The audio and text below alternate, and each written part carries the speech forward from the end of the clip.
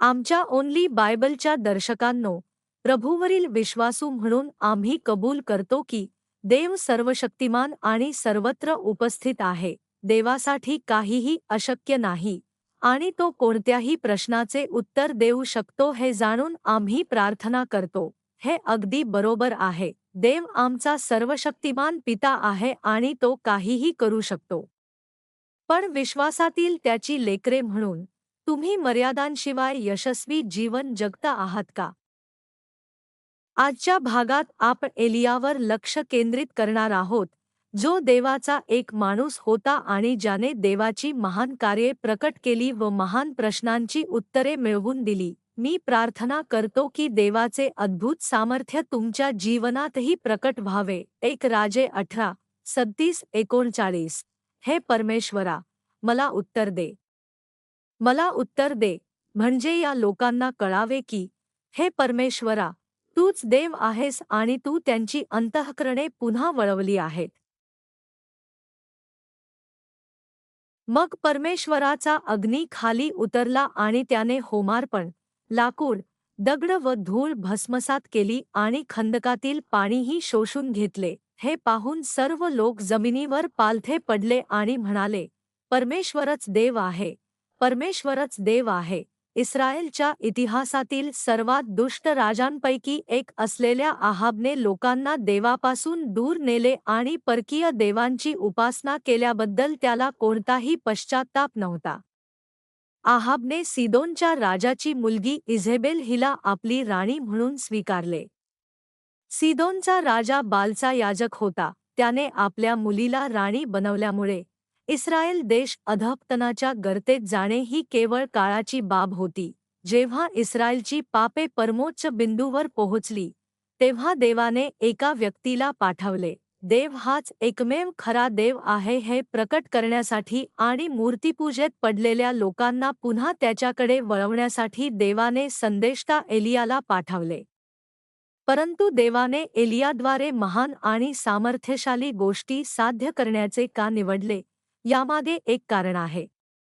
एलियाच्या जीवनातून तुम्ही सर्वजण देवाचे असे लोक कसे बनायचे हे शिकाल अशी मला आशा आहे, ज्यांचा तो मोठ्या प्रमाणावर उपयोग करतो आणि जे त्याची अद्भुत कार्ये प्रकट करतात. 1 राजे 17 मध्ये देवाने एलियाला राजा आहाबला एक धडकी भरवणारा संदेश देण्याची आज्ञा दिली, ज्याने संपूर्ण राष्ट्राला मूर्तिपूजेचे केंद्र बनवले होते आणि लोकांना विनाशाकडे नेले होते. देवाचा न्याय त्याच्यावर येत आहे.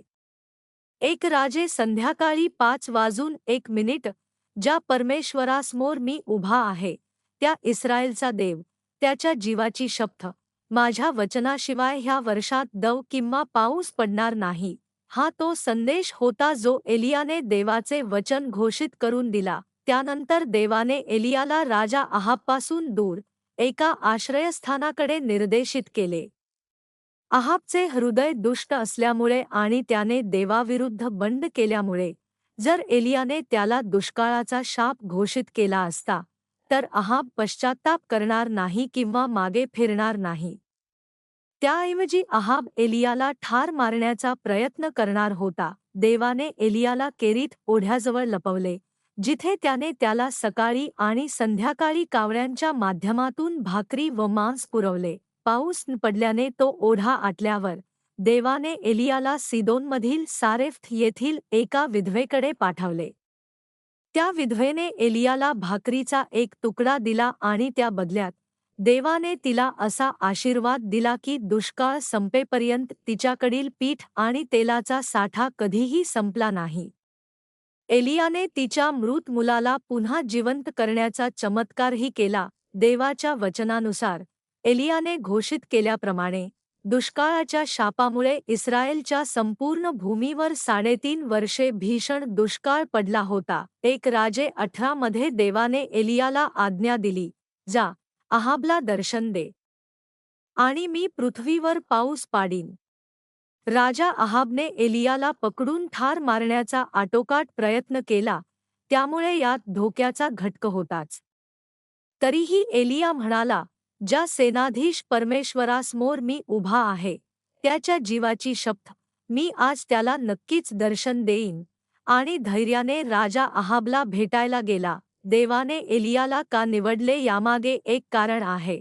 राजा अहाबसमोर उभे राहणे म्हणजे मृत्यूची शक्यता होती, पण एलियाने देवाच्या वचनाचे पालन केले.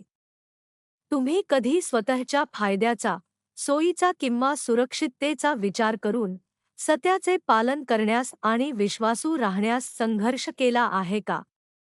कोणताही शारीरिक विचार न करता एलियाने केवळ देवाच्या इच्छेचे पालन केले. राजा आहाबने एलियाला पाहताच तो ओरडला, इस्रायेलाला त्रास देणारा तूच आहेस का?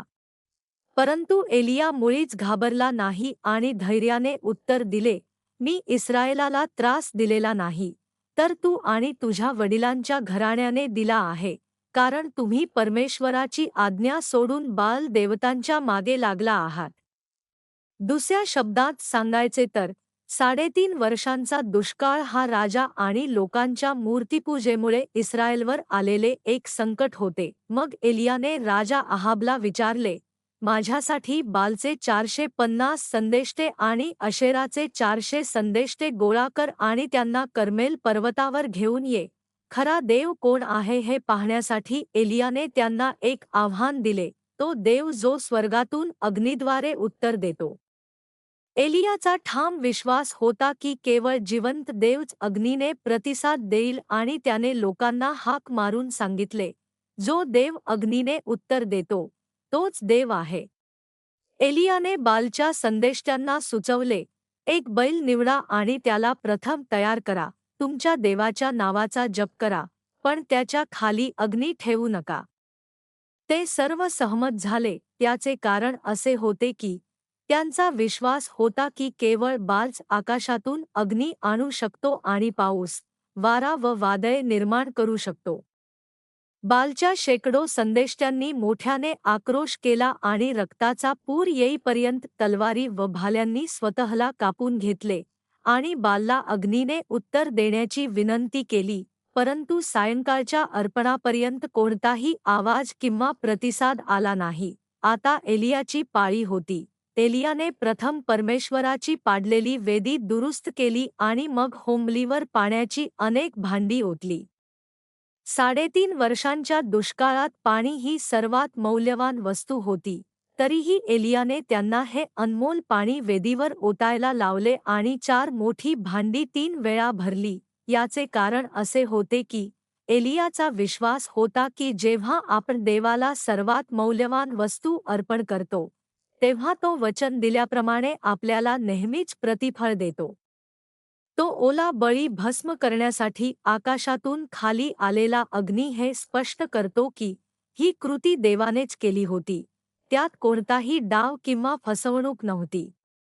एलियाला हे स्पष्ट करायचे होते की बाल ही एक मूर्ती होती, देव नव्हे, आणि एकमेव खरा देव, परमेश्वर, प्रतिसाद देतो. शेवटी एलिया मोठ्याने म्हणाला, हे परमेश्वरा, मला उत्तर दे, जेणेकरून या लोकांना कळावे की हे परमेश्वरा, तूच देव आहेस आणि तू त्यांची अंतःकरणे पुन्हा वळवली आहेत. आकाशातून अग्नी खाली आला आणि त्याने होंबली, लाकूड, दगड व धूळ भस्मसात केली आणि खंदकातील पाणीसुद्धा आटवून टाकले. जेव्हा लोकांनी एलियाला अग्नीद्वारे उत्तर मिळत असल्याचे अद्भुत दृश्य पाहिले, तेव्हा ते घाबरले आणि थरथर कापत म्हणाले, परमेश्वर, तोच देव आहे. त्यांनी ओळखले की परमेश्वर हाच खरा देव आहे. एलियाने अढळ विश्वासाने आणि कोणत्याही शंकेशिवाय देवावर भरवसा ठेवल्यामुळे त्याला ठार मारू इच्छिणाऱ्यांसमोरही तो जिवंत देवाची धैर्याने साक्ष देऊ शकला. याच कारणामुळे देव एलियाचा मोठ्या प्रमाणावर उपयोग करू शकला आणि त्याच्या प्रार्थनांना उत्तर देऊ शकला. एलियाने देवावर पूर्ण विश्वास ठेवला आणि त्याच्यावर प्रेम केले. मूर्तिपूजेकडे वळलेल्या लोकांना देवाकडे परत आणण्यासाठी तो राजा आणि अनेक मूर्तिपूजक संदेष्ट्यांसमोर एकटा उभा राहिला. त्याने कोणतीही शंका किंवा भीती न बाळगता प्रार्थना केली आणि सर्वशक्तिमान देवावर विश्वास ठेवला. तेव्हा देवाने प्रतिसाद दिला. बाल आणि अशेराच्या 850 संदेष्ट्यांशी झालेल्या संघर्षात एलियाला केवळ विश्वासाद्वारे अग्नीच्या माध्यमातून उत्तर मिळाले आणि त्याने बालचा एकही संदेष्टा निसटणार नाही याची खात्री केली व त्या सर्व 450 जणांना ठार मारले. त्यानंतर त्याने इस्रायल लोकांना पूर्णपणे पश्चात्ताप करण्यास प्रवृत्त केले. त्यानंतर एलिया इस्रायलचा राजा अहाबकडे गेला आणि विश्वासाने घोषित केले, मुसळधार पावसाचा आवाज येत आहे. मग तो पुन्हा कर्मेल पर्वताच्या शिखरावर गेला. पृथ्वीवर पाऊस पाठवण्याच्या देवाच्या वचनाची पूर्तता करण्यासाठी हे श्रद्धेचे एक पाऊल होते. जेव्हा एलिया कर्मेल पर्वताच्या शिखरावर पोहोचला, तेव्हा तो जमिनीवर गुडघे टेकून बसला. त्याने स्वतःला लीन केले आणि कळकळीने प्रार्थना करू लागला. एलियाने इतक्या कळकळीने प्रार्थना केली की वेदनेने त्याचे शरीर पिळवटले, पोटात मळमळू लागले आणि त्याची पाठ वाकली. त्याने आपला चेहरा गुडघ्यांमध्ये दाबला होता. एलियाने प्रार्थना करणे थांबवले नाही आणि जोपर्यंत त्याला उत्तर मिळाले नाही तोपर्यंत तो देवाला विनवणी करत राहिला. मग एलिया आपल्या सेवकाला म्हणाला, आता वर जा आणि समुद्राकडे बघ. तो सेवक वर गेला. त्याने पाहिले आणि परत येऊन म्हणाला, तिथे काहीच नाही. एलियाने त्याला सांगितले, 7 वेळा परत जा. 7व्या वेळी एलियाच्या शब्दांप्रमाणे त्या सेवकाने समुद्रातून माणसाच्या हाताच्या आकाराचा एक लहान ढग वर येताना पाहिला. यावेळी देवाच्या वचनावरील एलियाचा विश्वास स्पष्ट दिसतो, कारण तो आपल्या विश्वासाच्या कबुलीजबाबाद्वारे देवाचा प्रतिसाद घडवून आणतो. माणसाच्या हाताएवढा एक लहानसा ढग दिसला होता आणि पाऊस अजून सुरू झाला नव्हता. तरीही एलियाने आपल्या सेवकाला सांगितले, वर जा, अहाबला आपला रथ तयार करून खाली यायला सांग, म्हणजे पावसामुळे त्याचा प्रवास थांबणार नाही. त्यानंतर लगेचच ढग आणि वारा उठले, आकाश काळे झाले आणि मुसळधार पाऊस पडू लागला. एलियाचा विश्वास, त्याची कबुली आणि त्याच्या कळकळीच्या प्रार्थना स्वर्गीय सिंहासनाला हलवण्यासाठी आणि देवाच्या हृदयाला स्पर्श करण्यासाठी पुरेशा होत्या.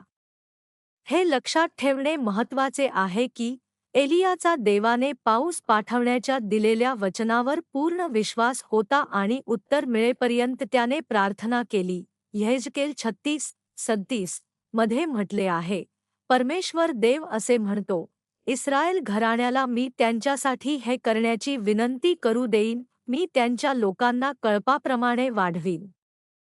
जरी देव उत्तर देण्याचे वचन देतो, तरी जर आपण विचारले नाही, तर आपल्याला त्याचे उत्तर मिळू शकत नाही. कितीही काळ लोटला किंवा परिस्थिती कितीही कठीण झाली तरी जर आपला देवावर विश्वास असेल, तर आपण कोणतीही शंका न बाळगता आणि कोणताही बदलन करता मागत राहिले पाहिजे. हीच श्रद्धा आहे. निर्माता देव असे काहीही नाही जे पूर्ण करू शकत नाही. जेव्हा आपण श्रद्धेने कोणतीही शंका न बाळगता मागतो, तेव्हा आपल्यासमोर येणाऱ्या कोणत्याही समस्येवर देवच उपायकर्ता बनतो. एलियाप्रमाणे तुम्हाला उत्तर मिळेपर्यंत तुम्ही तुमच्या विश्वासाची कबुली द्यावी आणि कळकळीने प्रार्थना करावी. मी प्रार्थना करतो की तुम्ही तुमच्या जीवनात देवाचे अद्भुत कार्य अनुभवावे. मी तुमच्यासाठी प्रार्थना करतो. प्रिय स्वर्गीय पित्या, आज आप एलियाच्या कळकळीच्या प्रार्थना पाहिल्या, ज्यांच्यामुळे अग्नी आणि पर्जन्यवृष्टीची उत्तरे मिळाली. तू अशी अद्भुत चमत्कारे करतोस. तुझे कार्य घडवून आणण्यासाठी आमच्या प्रयत्नांची आणि प्रार्थनांची गरज आहे. ख्रिस्ती म्हणून जेव्हा आम्ही तुझी मदत मागतो, तेव्हा आमच्या विश्वासाच्या पातळीवर मनन करण्यास आम्हाला मदत कर. मी प्रार्थना करतो की तू आमच्या ओन्ली द बायबलच्या सर्व दर्शकांना आशीर्वाद दे, म्हणजे त्यांना एलियासारखा मोठा विश्वास प्राप्त होईल. मी तुझे आभार मानतो आणि आमचे प्रभू येशू ख्रिस्त यांच्या नावाने प्रार्थना करतो. आमेन.